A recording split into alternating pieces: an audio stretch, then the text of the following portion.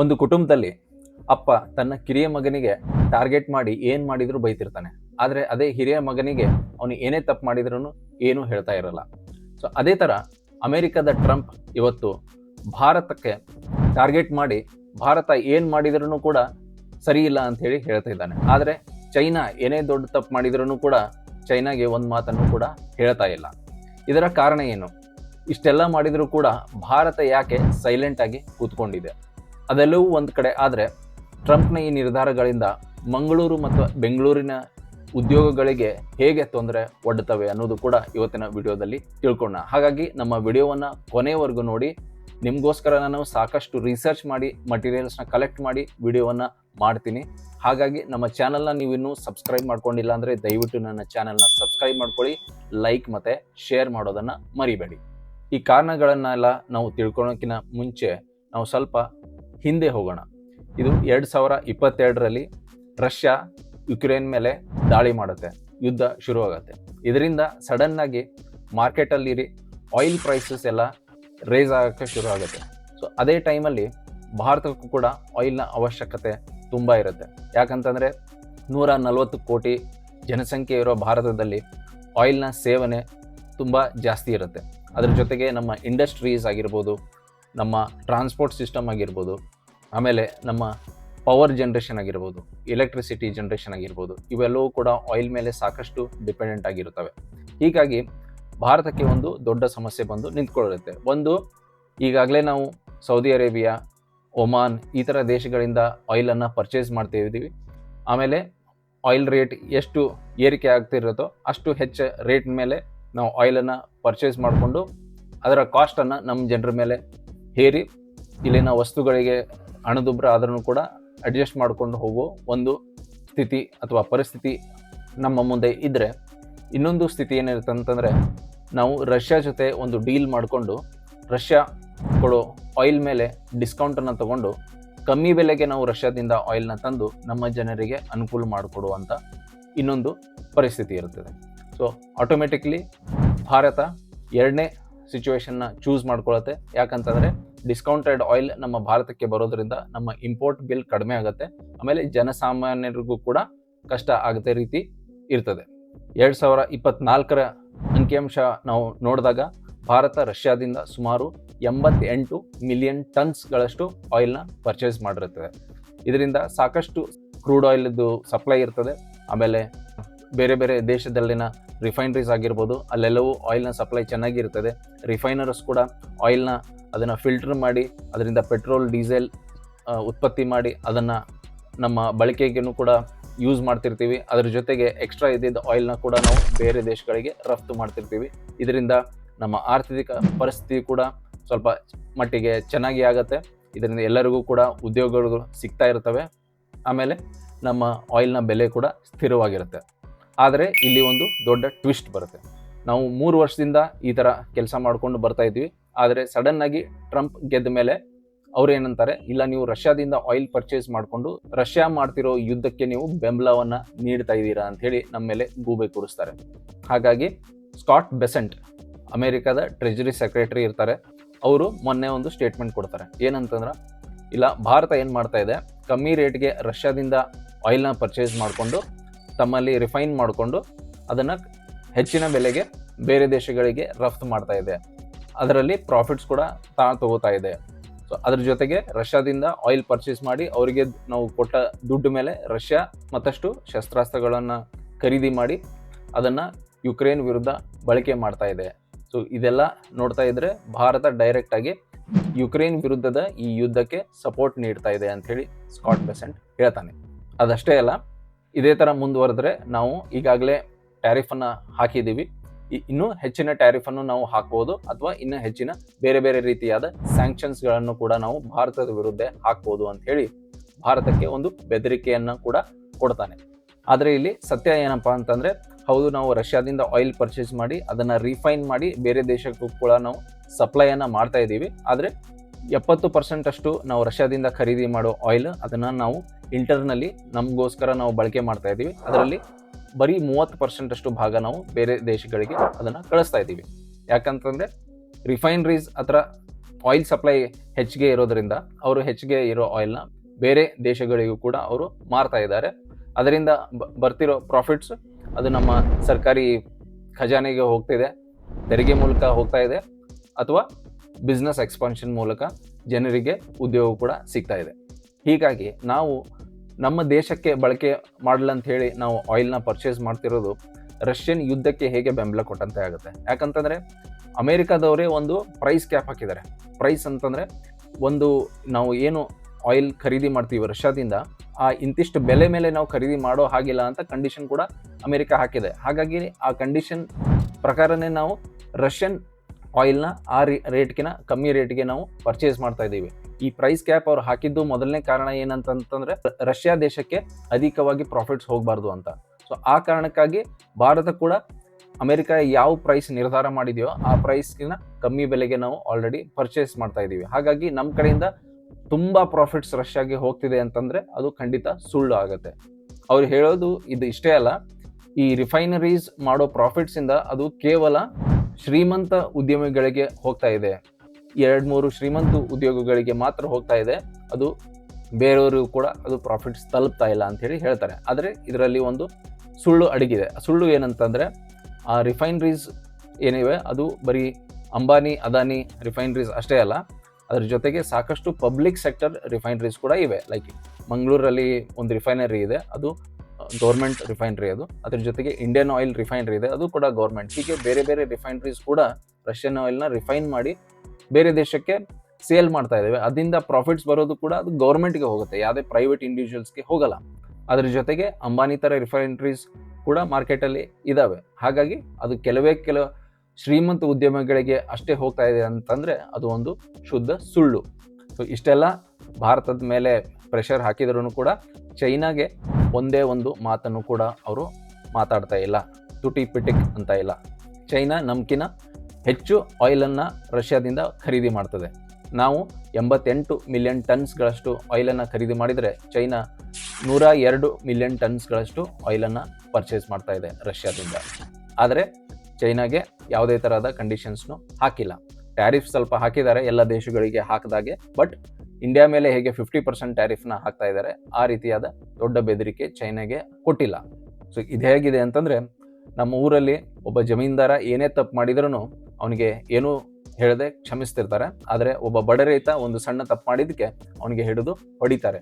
ಆ ಲೆಕ್ಕಕ್ಕೆ ಈ ಟ್ರಂಪ್ನ ನೀತಿ ಬಂದು ನಿಂತಿದೆ. ಈಗ ನಮಗೆ ಮುಖ್ಯವಾದ ಪ್ರಶ್ನೆ ಏನು ಕಾಡೋದು ಅಂತಂದರೆ, ಭಾರತಕ್ಕೆ ಏಕೆ ಟಾರ್ಗೆಟ್ ಮಾಡ್ತಾ ಇದ್ದಾರೆ?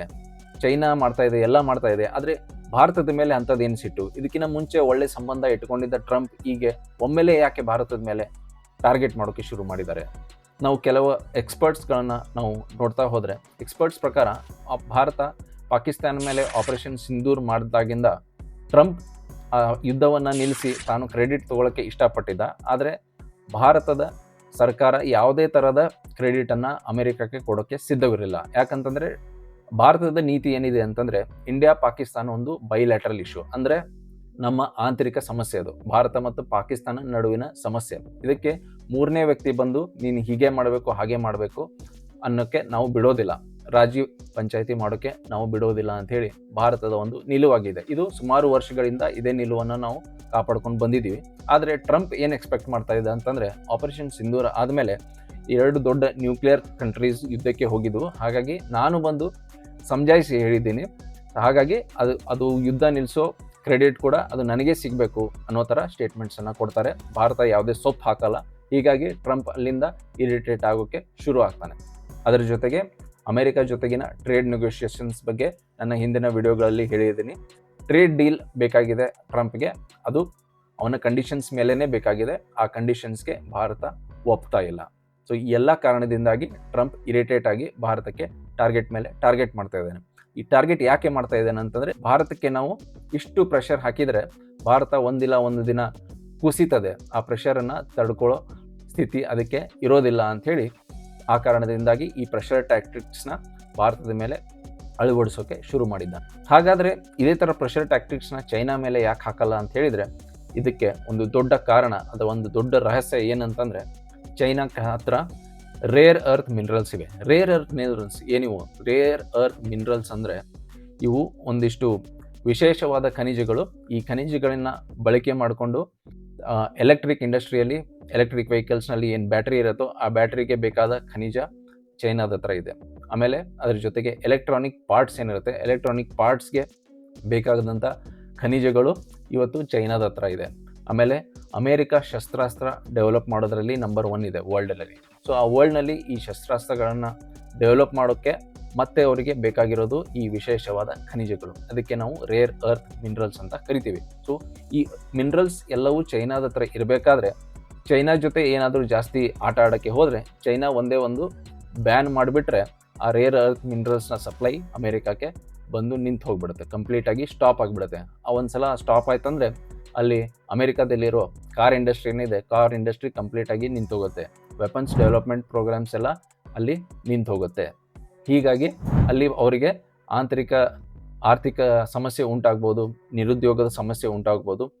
ಒಟ್ಟಾರೆ ಅವರ ಏಳಿಗೆಗೆ ಅದು ಕುಂದು ತರುತ್ತೆ ಅಂತ ಹೇಳಿ ಚೈನಾ ವಿರುದ್ಧ ಯಾವುದೇ ಮಾತನ್ನು ಟ್ರಂಪ್ ಆಡ್ತಾ ಇಲ್ಲ. ಹೀಗಾಗಿ ಅವರಿಗೆ ಏನು ಮಾಡಿದ್ರು, ಗ್ರೀನ್ ಸಿಗ್ನಲನ್ನು ನೀಡ್ತಾ ಇದ್ದಾನೆ. ಆದರೆ ಭಾರತ ಇಲ್ಲಿ ಜಗತ್ತಿಗೆ ಒಂದು ದೊಡ್ಡ ಸರ್ಪ್ರೈಸ್ ಕೊಡುತ್ತೆ. ಅದರಲ್ಲೂ ಅಮೇರಿಕಾಗಂತೂ ಇದು ಇನ್ನೂ ದೊಡ್ಡ ಸರ್ಪ್ರೈಸ್ ಆಗುತ್ತೆ.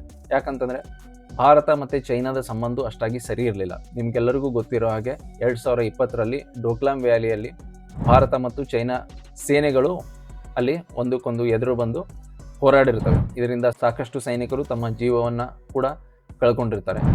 ಹೀಗಾಗಿ ಚೈನಾ ಜೊತೆಗಿನ ಸಂಬಂಧ ಸ್ವಲ್ಪ ಕಹಿ ಆಗಿರುತ್ತೆ. ಸೊ ಇದನ್ನು ಅಡ್ವಾಂಟೇಜ್ ಆಗಿ ಬಳಕೆ ಮಾಡಿಕೊಂಡು ಟ್ರಂಪ್ ಏನು ಮಾಡ್ತಿರ್ತಾನೆ, ನಮ್ಮ ಮೇಲೆ ಪ್ರೆಷರ್ ಹಾಕೋಕ್ಕೆ ಶುರು ಮಾಡ್ತಾನೆ. ಆದರೆ ಭಾರತ ಅಮೇರಿಕಾಗೆ ಒಂದು ಗೂಗ್ಲಿಯನ್ನು ಕೊಡುತ್ತೆ. ಈ ಗೂಗ್ಲಿ ಏನಂತಂದರೆ, ಭಾರತ ಏನು ಮಾಡುತ್ತೆ, ಒಳಗಡೆ ಚೈನಾ ಜೊತೆ ಸಂಬಂಧವನ್ನು ಬೆಳೆಸೋಕ್ಕೆ ಇಂಟ್ರೆಸ್ಟನ್ನು ತೋರಿಸುತ್ತೆ. ಆಮೇಲೆ ಚೈನಾ ಕೂಡ ಏನು ಮಾಡುತ್ತೆ, ಇದೇ ಒಳ್ಳೆ ಆಪರ್ಚುನಿಟಿ ನಮಗೆ, ಯಾಕಂದರೆ ಅಮೇರಿಕಾ ನಮ್ಮ ಎರಡೂ ದೇಶಗಳಿಗೆ ಅಟ್ಯಾಕ್ ಮಾಡ್ತಾ ಇದ್ದಾನೆ. ಇದರಿಂದ ನಮ್ಮ ಎಕ್ಸ್ಪೋರ್ಟ್ಸ್, ಯಾಕಂದರೆ ಚೈನಾ ಕೂಡ ಒಂದು ಮ್ಯಾನುಫ್ಯಾಕ್ಚರಿಂಗ್ ಇಂಡಸ್ಟ್ರಿ ದೊಡ್ಡದಾಗಿದೆ. ನಾಳೆ ಅದರ ಮೇಲೇನು ಟ್ಯಾರಿಫ್ಸ್ ಹಾಕಿದರೆ ಚೈನಾ ತನ್ನ ಇಂಡಸ್ಟ್ರಿಗಳನ್ನು ಸೇವ್ ಮಾಡ್ಕೋಬೇಕು. ಅದಕ್ಕೆ ದೊಡ್ಡ ಮಾರ್ಕೆಟ್ ಯಾವುದಂತಂದರೆ ಭಾರತ. ಹೀಗಾಗಿ ಚೈನಾಗೆ ಅಲ್ಲಿಂದ ಬೆನಿಫಿಟ್ ಇರೋದು ಭಾರತದ ದೊಡ್ಡ ಮಾರ್ಕೆಟ್. ಆಮೇಲೆ ಭಾರತಕ್ಕೆ ಈ ರೇರ್ ಅರ್ತ್ ಮಿನರಲ್ಸ್, ಆಮೇಲೆ ಬೇರೆ ಬೇರೆ ಡೆವಲಪ್ಮೆಂಟ್ಗಾಗಿ ಮಷಿನ್ಸ್ ಏನಾದರೂ ಬೇಕಂತಂದರೆ ಅದು ಚೈನಾ ಮೇಲೆ ಡಿಪೆಂಡೆಂಟ್ ಆಗಿದೆ. ಹೀಗಾಗಿ ಚೈನಾ ಮತ್ತು ಭಾರತ ಮತ್ತೆ ಒಂದಾಗೋಕ್ಕೆ ಶುರು ಮಾಡ್ತಾರೆ. ಅದೇ ಹಾದಿಯಲ್ಲಿ ಈಗ ಮೊನ್ನೆ ತಾನೇ ಚೈನಾದ ಫಾರಿನ್ ಮಿನಿಸ್ಟರ್ ಭಾರತಕ್ಕೆ ಒಂದು ವಿಸಿಟನ್ನು ನೀಡಿ ನಮ್ಮ ಫಾರಿನ್ ಮಿನಿಸ್ಟರ್ ಜೈಶಂಕರ್ ಅವ್ರಿಗೂ ಮೀಟ್ ಆಗಿದ್ದಾರೆ. ಆಮೇಲೆ ನರೇಂದ್ರ ಮೋದಿ ಅವ್ರಿಗೂ ಮೀಟ್ ಆಗಿದ್ದಾರೆ. ಆಮೇಲೆ ಭಾರತಕ್ಕೆ ಬೇಕಾದ ರೇರ್ ಅರ್ತ್ ಮಿನರಲ್ಸನ್ನು ಸಪ್ಲೈ ಮಾಡೋಕ್ಕೆ ಭರವಸೆಯನ್ನು ಕೂಡ ನೀಡಿದ್ದಾರೆ. ಅದರ ಜೊತೆಗೆ ಭಾರತಕ್ಕೆ ಮಷಿನರಿ ಬೇಕು, ಕನ್ಸ್ಟ್ರಕ್ಷನ್ ಇಕ್ವಿಪ್ಮೆಂಟ್, ಟನಲ್ಸ್ ಮಾಡೋಕ್ಕೆ ಟನಲ್ ಬೋರಿಂಗ್ ಮಷಿನ್ಸ್ ಅಂತ ಇರ್ತವೆ. ಆ ಟನಲ್ ಬೋರಿಂಗ್ ಮಷಿನ್ ಇವತ್ತು ಭಾರತಕ್ಕೆ ಅವಶ್ಯಕವಾಗಿದೆ. ಹೀಗಾಗಿ ಚೈನಾ ಅದನ್ನು ಕೂಡ ಪೂರೈಕೆ ಮಾಡುವ ಭರವಸೆಯನ್ನು ಭಾರತಕ್ಕೆ ನೀಡಿದೆ. ಸೊ ಒಂದು ಸಂಬಂಧವನ್ನು ಗಟ್ಟಿಗೊಳಿಸೋಕ್ಕೆ ಒಂದು ಹೆಜ್ಜೆ ಮುಂದೆ ಬಂದಿದೆ. ಹಾಗಾಗಿ ಭಾರತವು ಕೂಡ ಚೈನಾದ ಪ್ರಾಡಕ್ಟ್ಸ್ಗಳಿಗೆ ಅಥವಾ ಚೈನೀಸ್ ಕಂಪ್ನೀಸ್ಗಳಿಗೆ ರೆಸ್ಟ್ರಿಕ್ಷನ್ಸ್ ಹಾಕ್ತಾ ಇತ್ತು. ಆ ರೆಸ್ಟ್ರಿಕ್ಷನ್ಸ್ ಕೂಡ ಚೈನೀಸ್ ಕಂಪ್ನೀಸ್ ಮೇಲೆ ಕಡಿಮೆ ಮಾಡಿದ್ದೇವೆ. ಈಗ ಚೈನೀಸ್ ಕಂಪ್ನಿ ಬಂದು ಇನ್ವೆಸ್ಟ್ ಮಾಡ್ಬೋದು ಭಾರತದ ಕಂಪ್ನೀಸ್ಗಳಲ್ಲಿ. ಇದಷ್ಟೇ ಅಲ್ಲದೆ ನಮ್ಮ ರೈತರಿಗೆ ಫರ್ಟಿಲೈಸರ್ಸ್ ಬೇಕು. ಆ ಫರ್ಟಿಲೈಸರ್ಸ್ ಸಪ್ಲೈಯನ್ನು ಚೈನಾದಿಂದ ನಿರಂತರವಾಗಿ ಇಡೋಕೆ ಅವರು ಕೂಡ ಭರವಸೆಯನ್ನು ನೀಡಿದ್ದಾರೆ. ಈ ಮೀಟಿಂಗ್ ಆದಮೇಲೆ ಚೈನೀಸ್ ಮತ್ತು ಭಾರತದ ಸಂಬಂಧ ಒಳ್ಳೆಯ ಆಗೋ ಹಂತದಲ್ಲಿ ಇರಬೇಕಾದ್ರೆ ಇದನ್ನೆಲ್ಲ ಕಂಡ ಅಮೆರಿಕ ಇವತ್ತು ಕಂಗಾಲಾಗಿದೆ. ಅದರಲ್ಲೂ ಕೂಡ ಡೊನಾಲ್ಡ್ ಟ್ರಂಪ್ ಅಂತರೂ ಕೆಂಡಮಂಡಲ ಆಗಿಬಿಟ್ಟಿದ್ದಾರೆ. ನಾವು ಇಷ್ಟು ಪ್ರೆಷರನ್ನು ಹಾಕಿದರೂ ಭಾರತ ಏನಾದರೂ ಮಾಡಿ ತನ್ನ ದಾರಿಯನ್ನು ಹುಡುಕ್ತಾ ಇದೆಯಲ್ಲ, ತನ್ನ ಸರ್ವೈವಲ್ಗೆ, ತನ್ನ ಏಳಿಗೆಗೆ ಅದು ಏನಾದರೂ ಒಂದು ದಾರಿ ಹುಡುಕ್ತಾ ಇದೆಯಲ್ಲ ಅಂಥೇಳಿ ಅಮೆರಿಕಾಗೆ ಇದು ಒಂದು ದುಸ್ವಪ್ನ ಆಗಿ ಕಾಡ್ತಾ ಇದೆ. ಹೀಗಾಗಿ ಭಾರತದ ಮೇಲೆ ಅಟ್ಯಾಕ್ ಮಾಡ್ತಾನೇ ಇದ್ದಾರೆ. ಮುಂದೆ ಸ್ಯಾಂಕ್ಷನ್ಸ್ ಹಾಕ್ತೀವಿ ಅಂಥೇಳಿ ಬೆದರಿಕೆಯನ್ನು ಕೂಡ ಕಂಟಿನ್ಯೂಸ್ ಆಗಿ ಒಬ್ಬರಾದ್ರ ಮೇಲೆ ಒಬ್ಬರು ಕೊಡ್ತಾನೆ ಇದ್ದಾರೆ. ಇಷ್ಟೆಲ್ಲ ಆದ್ರೂ ಕೂಡ ಭಾರತ ಸರ್ಕಾರ ಯಾಕೆ ಸೈಲೆಂಟ್ ಆಗಿ ಕೂತ್ಕೊಂಡಿದೆ? ನಮ್ಮಲ್ಲಿ ಫಾರಿನ್ ಮಿನಿಸ್ಟರ್ ಆಗಿರ್ಬೋದು, ನರೇಂದ್ರ ಮೋದಿ ಆಗಿರ್ಬೋದು, ಡೈರೆಕ್ಟಾಗಿ ಅಮೆರಿಕದ ಮೇಲೆ ಯಾವುದೇ ಥರದ ವಾಗ್ದಾಳಿಯನ್ನು ಮಾಡ್ತಾ ಇಲ್ಲ. ಇದಕ್ಕೇನು ಕಾರಣವನ್ನು ನಾವು ಹುಡುಕ್ತಾ ಹೋದಾಗ, ಮತ್ತೆ ಒಂದು ಸ್ವಲ್ಪ ಹಿಂದಕ್ಕೆ ಹೋದಾಗ, ನಮ್ಮ ಮತ್ತು ಅಮೆರಿಕದ ಸಂಬಂಧ ಇತ್ತೀಚಿನದ್ದಲ್ಲ. ಇದು ಸುಮಾರು 20-25 ವರ್ಷಗಳಿಂದ ಈ ಸಂಬಂಧಗಳನ್ನು ಬೆಳೆಸ್ತಾ ಬಂದಿದ್ದೀವಿ. ಹೀಗಾಗಿ ಅಲ್ಲಿನ ಇನ್ವೆಸ್ಟರ್ಸು ಮತ್ತು ಭಾರತದ ಗೌರ್ಮೆಂಟ್ ಅಥವಾ ಭಾರತದ ಇನ್ವೆಸ್ಟರ್ಸ್ ಜೊತೆ ಸಂಬಂಧ ತುಂಬ ಗಟ್ಟಿಯಾಗಿದೆ. ಹೀಗಾಗಿ ಒಬ್ಬ ಟ್ರಂಪ್ ಬಂದು ಏನೋ ಒಂದು ಹೊಸ ಕಂಡೀಷನ್ಸ್ ಹಾಕಿದ ಮೇಲೆ ಸಡನ್ನಾಗಿ ಭಾರತವು ಕೂಡ ಸಂಬಂಧವನ್ನು ಕೆಡಿಸ್ಕೊಳ್ಳೋಕ್ಕೆ ಇಷ್ಟಪಡೋದಿಲ್ಲ. ಅದರ ಜೊತೆಗೆ ಅಮೆರಿಕಾದಿಂದ ಸಾಕಷ್ಟು ಇನ್ವೆಸ್ಟ್ಮೆಂಟ್ ಇವತ್ತು ಭಾರತದಲ್ಲಿದೆ. ಅಮೆಜಾನ್, ಆಮೇಲೆ ಫೇಸ್ಬುಕ್ ಆಗಿರ್ಬೋದು, ಗೂಗಲ್ ಆಗಿರ್ಬೋದು, ಆ್ಯಪಲ್, ಈ ಥರ ದೊಡ್ಡ ದೊಡ್ಡ ಕಂಪ್ನೀಸ್ ತಮ್ಮ ಭವಿಷ್ಯವನ್ನು ಭಾರತದ ಮೇಲೆ ಭರವಸೆ ಇಟ್ಟು ಇನ್ವೆಸ್ಟ್ಮೆಂಟ್ ಮಾಡಿದ್ದಾರೆ.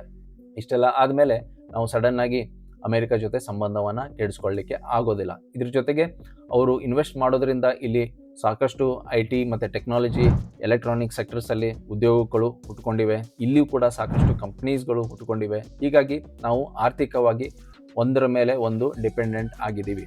ಆದರೆ ಟ್ರಂಪ್ ಇದನ್ನು ದುರ್ಬಳಕೆ ಮಾಡಿಕೊಂಡು ನಮಗೆ ಪ್ರೆಷರ್ ಹಾಕಿ ಅವನ ಕಂಡೀಷನ್ಸ್ಗೆ ಒಪ್ಕೊಳ್ಳೋ ಅಂಥ ಟ್ಯಾಕ್ಟಿಕ್ಸ್ನ ಉಪಯೋಗ ಮಾಡ್ತಾ ಇದ್ದಾನೆ. ಆದರೆ ಭಾರತ ಇವತ್ತು ಪೇಷನ್ಸ್ನ ತೋರಿಸ್ತಾ ಇದೆ. ನೀವೆಷ್ಟೇ ಪ್ರೆಷರ್ ಹಾಕಿ, ಆದರೆ ನಮ್ಮ ಮತ್ತು ಅಮೆರಿಕದ ಸಂಬಂಧ ಬಹಳ ಆಳವಾದದ್ದು. ಹೀಗಾಗಿ ಒಬ್ಬ ತಲೆ ತಿರುಕನ ನಿರ್ಧಾರದಿಂದ ನಾವು ಸಡನ್ನಾಗಿ ರಿಯಾಕ್ಟ್ ಮಾಡಬಾರ್ದು ಅಂಥೇಳಿ ಇವತ್ತು ನಾವು ಸಂಯಮವನ್ನು ತೋರ್ತಾ ಇದ್ದೀವಿ. ಆದರೆ ನಾವು ಎಲ್ಲಿವರೆಗೂ ಈ ಪ್ರೆಷರ್ನ ತಾಳ್ಕೋಬೋದು? ಯಾಕಂದರೆ ಟ್ರಂಪ್ ಈಗ ಹಾಕಿರೋ ಬೆದರಿಕೆ ಮತ್ತು ಟ್ಯಾರಿಫ್ಸ್ ಮತ್ತು ನಮ್ಮ ರಫ್ತಿನ ಮೇಲಿನ ರೆಸ್ಟ್ರಿಕ್ಷನ್ಸ್ ಈಗ ಸಾಕಷ್ಟು ತೊಂದರೆಗಳನ್ನು ಮುಂದಿನ ದಿನಗಳಲ್ಲಿ ನಮಗೂ ಕೊಡುತ್ತೆ, ಅಮೆರಿಕಾಗೂ ಕೂಡ ಕೊಡುತ್ತೆ. ಆದರೆ ಭಾರತ ಈಗ 4ನೇ ಸ್ಥಾನದಲ್ಲಿ ಆರ್ಥಿಕವಾಗಿ ಇದ್ರೂ ಕೂಡ ನಮ್ಮ ಎಕನಾಮಿಯ ಸೈಜ್ ಏನಿದೆ ಅದು ಅಮೆರಿಕಾಗೆ ಕಂಪೇರ್ ಮಾಡಿದರೆ ಅದು ಒಂದು ಸ್ಮಾಲ್ ಪರ್ಸೆಂಟೇಜ್ ಅಷ್ಟೇ. ಹೀಗಾಗಿ ನಾವು ಪೇಷನ್ಸ್ ಒಂದು ಹಂತಕ್ಕೆ ನಾವು ತೋರ್ಬೋದು ಹೊರತು ನಾವು ಏನಾದರೂ ಆಮೇಲೆ ಆ್ಯಕ್ಷನನ್ನು ತೊಗೊಳ್ಳೇಬೇಕಾಗತ್ತೆ. ಯಾಕಂತಂದರೆ ಒಂದು ಸಲ ನಮ್ಮ ಇಲ್ಲಿ ಎಕ್ಸ್ಪೋರ್ಟ್ ಸೆಕ್ಟರ್ಗೆ ಹೊಡೆತ ಕೊಟ್ಟು ಇಲ್ಲಿನ ಉದ್ಯೋಗಗಳು ನಾವು ಕಳ್ಕೊಳ್ಳೋಕ್ಕೆ ಶುರು ಮಾಡಿದ್ದೀವಿ ಅಂತಂದರೆ ಅದು ನಮಗೆ ಆರ್ಥಿಕವಾಗಿ ಏಟನ್ನು ಕೊಡ್ತದೆ. ಒಂದು ಸಲ ಆ ಆರ್ಥಿಕ ಏಟನ್ನು ಕೊಡೋಕ್ಕೆ ಶುರು ಮಾಡಿದರೆ ಭಾರತವು ಕೂಡ ಮುಂದಿನ ದಿನಗಳಲ್ಲಿ ನಷ್ಟವನ್ನು ಅನುಭವಿಸ್ಬೇಕಾಗುತ್ತೆ. ಈಗಿನ ಪರಿಸ್ಥಿತಿ ನೋಡಿದರೆ ಈಗ ನೀನು ಶಕ್ತಿಶಾಲಿಯ, ನಾನು ಶಕ್ತಿಶಾಲಿಯ, ನೋಡೇ ಬಿಡೋಣ ಅನ್ನೋ ರೀತಿ ಒಬ್ರಿಗೊಬ್ಬರು ಎದುರು ನಿಂತಿದ್ದಾರೆ. ಬಟ್ ಎಲ್ಲಿವರೆಗೂ ಈ ಆಟ ಮುಂದೆ ನಡೆಯುತ್ತೆ ಅನ್ನೋದನ್ನು ನಾವು ಕಾದು ನೋಡಬೇಕಾಗಿದೆ. ಇದು ಬರೀ ಅಮೆರಿಕ ಜೊತೆಗಿನ ಫೈಟ್ ಆದರೆ ಒಂದು ವೇಳೆ ನಾವು ಸಹಿಸ್ಕೋಬೋದಾಗಿತ್ತು. ಆದರೆ ಟ್ರಂಪ್ ಮಹಾಶಯ ನಾಳೆ ಏನು ಮಾಡ್ಬೋದು, ಯುರೋಪಿಯನ್ ಕಂಟ್ರೀಸು ಕೂಡ ಬೆದರಿಕೆಯನ್ನು ಒಡ್ಡಿ ನೀವು ಭಾರತದ ಕಡೆಯಿಂದ ಯಾವುದೇ ಆಮದವನ್ನು ಮಾಡ್ಕೋಬೇಡಿ, ಅವ್ರ ಮೇಲೆ ಟ್ಯಾರಿಫ್ಸನ್ನು ಹಾಕಿ ಅಂತ ಅವ್ರ ಮೇಲೇನು ಪ್ರೆಷರ್ ಹಾಕಿದರೆ ಆವಾಗ ನಮಗೆ ನಿಜವಾದ ಸಂಕಟ ಬಂದು ನಿಂತ್ಕೊಳ್ಳುತ್ತೆ. ಆದರೆ ಇದೆಲ್ಲಕ್ಕೂ ಸಮಯವೇ ಉತ್ತರವನ್ನು ಕೊಡಬೇಕು. ಸೊ ನೋಡಿದ್ರಲ್ಲ ಫ್ರೆಂಡ್ಸ್, ಈ ಜಿಯೋಪಾಲಿಟಿಕಲ್ ಆಟವನ್ನು ರಷ್ಯಾ ಮತ್ತು ಯುಕ್ರೇನ್ ಯುದ್ಧದಿಂದ ಶುರುವಾಗಿ ಟ್ರಂಪ್ ಎಲೆಕ್ಷನ್ ಗೆಲ್ಲೋದರಿಂದ ಹಿಡಿದು ಆಪರೇಷನ್ ಸಿಂಧೂರ್ ಮೂಲಕ ಅಮೆರಿಕ ಜೊತೆಗಿನ ಟ್ರೇಡ್ ನೆಗೋಷಿಯೇಷನ್ಸನ್ನು ಹಿಡ್ಕೊಂಡು ಚೈನಾ ಜೊತೆಗಿನ ರೇರ್ ಮಿನರಲ್ಸ್ ಅಗ್ರಿಮೆಂಟನ್ನು ಸೇರಿಸ್ಕೊಂಡು ನಾವು ಒಟ್ಟಾರೆಯಾಗಿ ನೋಡಿದಾಗ ಹೇಗೆ ಮಂಗಳೂರಿನಲ್ಲಿರೋ ರಿಫೈನರೀಸ್ ಉದ್ಯೋಗಗಳಿಗೆ ಹೊಡೆತ ಕೊಡ್ಬೋದು, ಅಥವಾ ನಮ್ಮ ಬೆಂಗಳೂರಿನಲ್ಲಿರುವ ಎಲೆಕ್ಟ್ರಾನಿಕ್ ಫ್ಯಾಕ್ಟ್ರೀಸ್ ಆಗಿರ್ಬೋದು, ಎಲೆಕ್ಟ್ರಾನಿಕ್ ಕಂಪ್ನೀಸ್ ಮೇಲೆ ಹೇಗೆ ಹೊಡೆತ ಕೊಡುತ್ತದೆ ಅಂಥೇಳಿ ನಿಮಗೆ ಈಗ ಗೊತ್ತಾಗಿರ್ಬೋದು. ಹೀಗಾಗಿ ಜಿಯೋಪಾಲಿಟಿಕ್ಸ್ ನಮಗೆ ಎಷ್ಟು ಇಂಪಾರ್ಟೆಂಟ್ ಅಂಥೇಳಿ ಇದರಿಂದ ನಮಗೆ ಗೊತ್ತಾಗುತ್ತೆ. ಇದು ಇವತ್ತಿನ ವಿಡಿಯೋ ಆಗಿತ್ತು. ನಮ್ಮ ಚಾನಲ್ನ ನೀವಿನ್ನೂ ಸಬ್ಸ್ಕ್ರೈಬ್ ಮಾಡ್ಕೊಂಡಿಲ್ಲ ಅಂದರೆ ದಯವಿಟ್ಟು ನಮ್ಮ ಚಾನಲ್ಗೆ ಸಬ್ಸ್ಕ್ರೈಬ್ ಮಾಡ್ಕೊಳ್ಳಿ, ನಮ್ಮ ವಿಡಿಯೋಸ್ನ ಲೈಕ್ ಮತ್ತು ಶೇರ್ ಮಾಡಿ. ಈಗ ಭಾರತ ಇನ್ನೂ ಎಷ್ಟು ಪೇಷನ್ಸ್ ತೋರಬೇಕು ಅಥವಾ ಏನಾದರೂ ಆ್ಯಕ್ಷನ್ ತೊಗೋಬೇಕಾ ಅನ್ನೋದನ್ನು ನಮ್ಮ ಕಾಮೆಂಟ್ ಬಾಕ್ಸಲ್ಲಿ ಕಾಮೆಂಟ್ ಮಾಡೋದನ್ನು ದಯವಿಟ್ಟು ಮರಿಬೇಡಿ. ಮುಂದಿನ ವಿಡಿಯೋದೊಂದಿಗೆ ಮತ್ತೊಮ್ಮೆ ಸಿಗ್ತೀನಿ. ಅಲ್ಲಿವರೆಗೂ thank you all for watching.